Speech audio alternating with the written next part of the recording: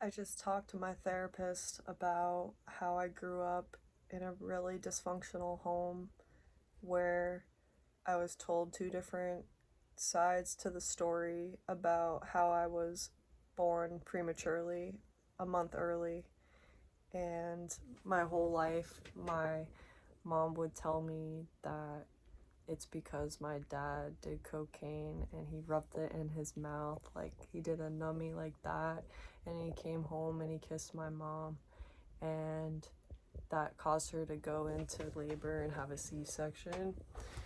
But then, um,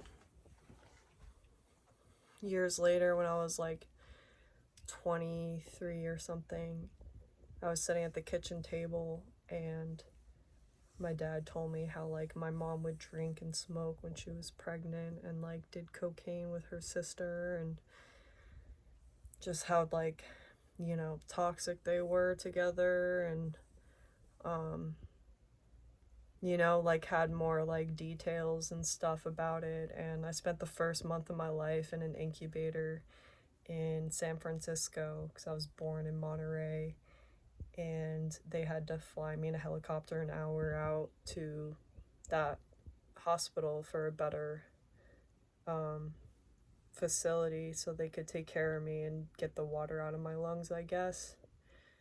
So, yeah, I just told my therapist about that and how, like, my dad, pushed my mom around and I saw them argue and, like, fight. And, like, one time he broke my mom's pinky. And, yeah, I saw him get arrested a couple times in my life, but, like, as young as, like, 4 years old. And also around that time, I was sexually assaulted by an older girl, an older kid, who's probably like 8 or 9 or something. So I went through all that before the age of 5, and throughout my childhood, my dad was in and out of jail and rehab. I don't know like which one or for how long, but he was either doing that or he was partying. So he was in and out of my life. And yeah, so years later, when I was 16, I, fell in love for the first time when I was like 13, actually, and had this like friendship, relationship, dated kind of thing with this guy, whatever you want to call it. And it ended up not working out. And it drove me so crazy that, we weren't together, and all the trauma and stress from growing up, that I just totally started losing my mind, and I started hearing things and thinking people are outside my house and they were going to get me, like people I knew from my high school. And I remember like running around the kitchen table and my mom was just like lunging after me and I was like trying to run away, and it was just so weird. Like I was like really like dead set on running away. And then I ran outside at like 2 in the morning after like being so manic for like weeks, and kind of like was going through all this shit in my head about this guy and how we were meant to be together. And the police like stopped me and I was like in a blanket with no pants on, and they were like, "Are you on drugs?" I'm like, "No, my mom's the crazy one." And I just kept saying that. And then they took us to the hospital. Like I went in the back of the cop car and my mom sat in the front. And then I was just like in the hospital for hours and hours, and I was like throwing stuff around. I was like knocking things off the table, like pamphlets, like for when your loved one dies and shit, like just destroying like the room I was in, and just thought everybody was like conspiring against me. And I thought like all like the nurses and doctors were like actors and this was all staged, and I didn't believe like what was happening because I'd really lost my mind like that bad. And I kept thinking that you know, this person was gonna show up, I was just like, where's Kevin? Using a fake name. I'm like, where's Kevin? Like, you know, he's gonna be here. Like, he's gonna show up in this hospital room and, like, marry me. Like, I really believe that was gonna happen. I was, like, that in denial. And, yeah, that's not what happened.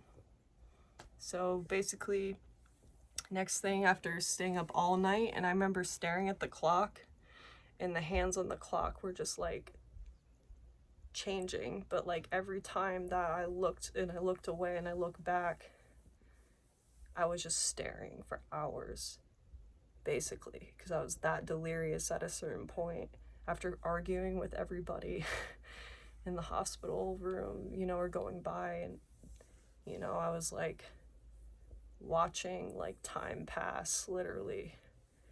And then I went to Butler, which is a better hospital for mental health reasons, for psychiatric help. And I just remember like laying in a bed, and then there's just like a bunch of people, like nurses or counselors or whatever, workers around me, and they like told me to relax like every part of my body, from like my feet up to like my mind.